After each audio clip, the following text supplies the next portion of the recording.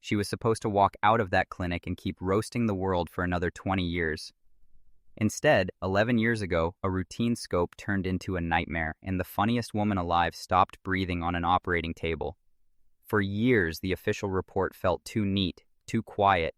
Then her daughter finally spoke the truth no one wanted to hear, and everything we thought we knew about that day shattered. Imagine growing up in a house where love came with a side of panic. Money could disappear tomorrow, so you'd better be perfect today. That was her childhood. A little girl in Brooklyn standing on a chair in front of her bedroom mirror, pretending to be someone braver, richer, thinner, someone her mother could brag about. She gave that imaginary girl a fancy name and practiced being her until the lines blurred. Those lonely rehearsals weren't games. They were training for a lifetime of turning fear into armor. School was no escape. When the family moved to a wealthier neighborhood, the kids smelled different on her. Jewish, loud, not quite right. They mocked her nose, her accent, her body. She learned fast. Hit them with a joke before they could hit you harder.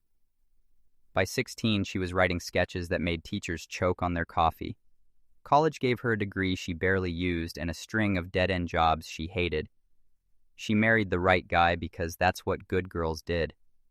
6 months later, the marriage was annulled and her parents acted like she'd died. Something inside her snapped awake that day. Security was a trap. The stage was oxygen. Greenwich Village in the late 50s was brutal to women who dared tell jokes. Crowds heckled, club owners laughed her out the door. One agent told her she was already too old at 26. She kept going anyway, sharing spaghetti with broke dreamers who had names like Woody and Barbara. She bombed so often, she lost count. Then one night in Chicago, she threw an ashtray in a blind panic during an improv audition and somehow got hired. On that stage, something clicked. She finally heard real laughter that belonged to her. One February evening in 1965, she walked onto the biggest late-night show in America, shaking like a leaf. 7 minutes later, the host looked her in the eye and said, "You're going to be a star." The phone didn't stop ringing for years. Success tasted sweet, until it didn't. She had a husband she adored, a little girl, hit records, Vegas headlines, even a movie she wrote and directed. Then she dared take a rival late-night throne. The king she'd once called mentor hung up on her and erased her from his kingdom. Celebrities vanished from her new show. Ratings crashed. The network fired her and her husband in the same breath. 3 months later, he swallowed a bottle of pills in a Philadelphia hotel and left her a widow at 54. Overnight, she became Hollywood's punchline, canceled, broke, and blamed for the death of the man everyone loved. Creditors circled. Her own daughter screamed that she'd killed her father. She owed tens of millions she didn't even understand. One night, alone in the dark, she sat with a gun and every reason to use it, until her tiny dog jumped in her lap and licked her face like the world still needed her in it. She chose to live, and she chose to work. Daytime television took a chance on the woman nobody wanted. She won an Emmy and cried on stage, dedicating it to the husband buried without her. She sold jewelry on shopping channels when real stars wouldn't be caught dead there, and built an empire that crossed $1 billion. She stormed red carpets with a microphone and a death wish for bad gowns, turning fashion into blood sport. She wrote books that shredded sacred cows, starred in reality shows that showed every wrinkle and fight with her daughter, and kept touring until the night before she walked into that clinic. If this story is hitting you the way it's hitting me, how one woman took every knife life handed her and juggled them until the crowd screamed with laughter instead of pain. Do me a favor, share it. Let somebody else remember they're allowed to get back up. Because here's what her daughter finally confirmed after 11 years of silence. The doctors did things she never consented to.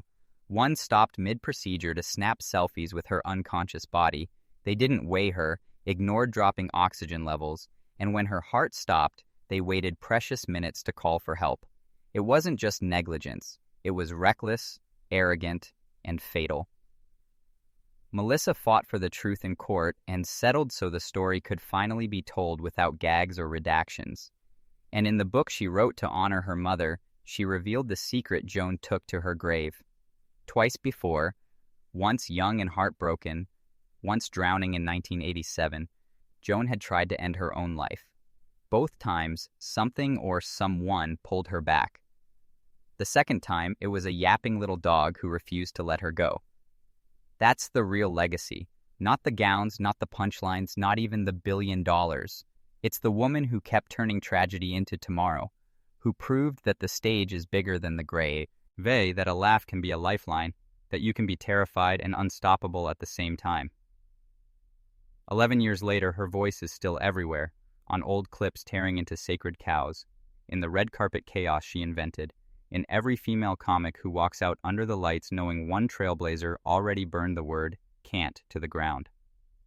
So keep laughing too loud, keep telling the joke that scares you, keep getting up when the world knocks you flat. Because that's what she did, every single day, until the very last one. If this moved you, if it reminded you what real courage looks like wrapped in sequins and sarcasm, hit like, subscribe, and share it with someone who needs to hear that getting back up is always allowed. The show, as she'd say, must go on.